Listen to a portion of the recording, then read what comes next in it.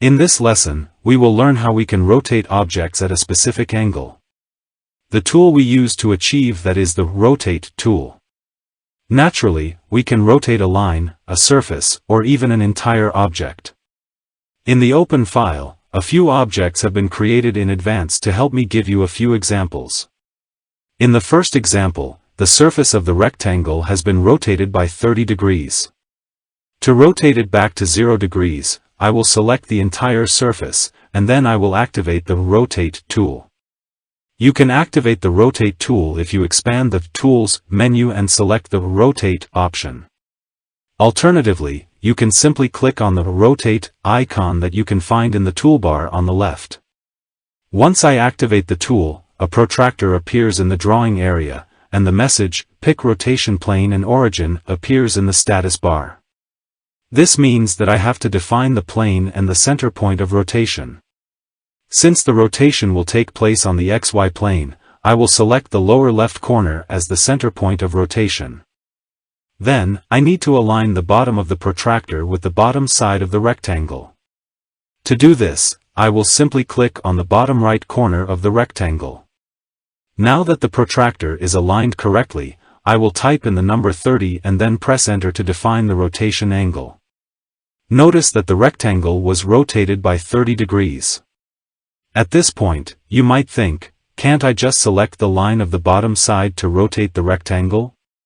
The answer is no, because if I chose the bottom side of the rectangle, only this line would be rotated. As a result, the rectangle would be stretched and lose its shape. To give you a better idea of what it would look like, this time I will select only the bottom side, then activate the Rotate tool and rotate the selected line by 30 degrees. As you can see, the result is not the same. I will click on the Undo button to restore the rectangle and move on to the next example. In this example, I have created two solid objects, a pyramid, and a box, and I will rotate the pyramid in such a way that its bottom side will be tangent to the box's top side. Firstly, I will select the pyramid, which is the object that I want to rotate. Next, I will activate the Rotate tool and place the protractor on the correct plane. However, it is a little difficult to define the appropriate plane for rotation from this perspective. Therefore, I will click on the Front icon from the View toolbar to change the view to Front. I will also zoom in on the object in order to be able to define the rotation origin point and the rotation plane. Then, I will select the opposite corner and rotate the object as much as needed to achieve the desired result. In the last example, I will show you how you can create rotated copies of an object. I will create 12 copies of the cylinder in a circular pattern. So, I will start by selecting the cylinder, and then I will activate the Rotate tool. I will click on the center of the circle to define the center of rotation, and I will align the protractor with the x-axis. Notice now that as I move the cursor, the solid is rotating around the circle.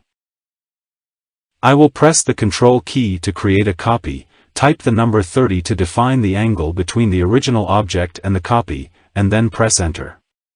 Now, before I deactivate the tool, I will type the asterisk symbol in the angle field and then the number of copies I want to create, which, in this case, is 12. Once I press Enter, I notice that 12 objects were created in a circular pattern, and there's a 30-degree spacing between every two copies, as I defined.